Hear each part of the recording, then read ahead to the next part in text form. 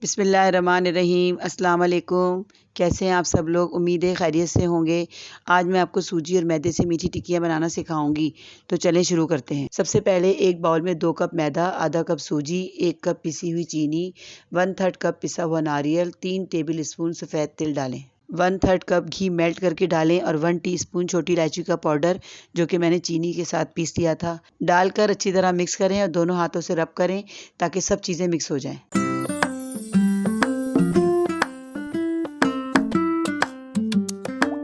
अब इसे नीम गर्म दूध से गूंदेंगे। थोड़ा थोड़ा करके दूध डालें, ना ज़्यादा नरम गूंदना है ना ज़्यादा सख्त गूंदना है।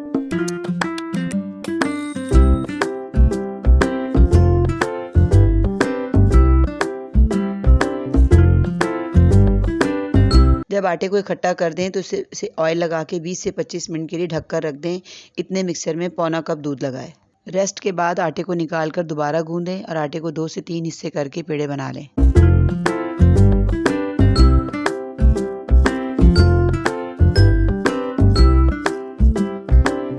बेलन पर हल्का सा ऑयल लगाकर उसे बेलें, फिर कटर या ग्लास की मदद से शेप दें और बचे हुए आटे को दोबारा इस्तेमाल में लाएं। इसी तरह बाकी आटे की भी टिक्कियाँ बना लें।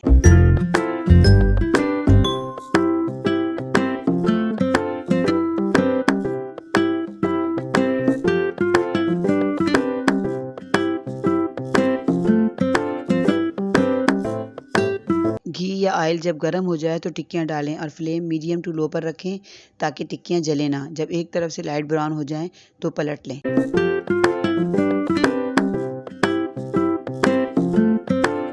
जब दोनों तरफ से ब्राउन हो जाएं तो उसे निकाल लें। लीजिए, मीठी टिक्कियाँ तैयार हैं। आप इसे 1 महीने तक भी स्टोर कर सकते हैं। ये खाने में बहुत ही खस्ता और मज़ेदार हैं। ज़रूर ट्राई कीजिएगा। मिलते हैं नेक्स्ट वीडियो में नई रेसिपी के साथ। अल्लाह हाफिज़।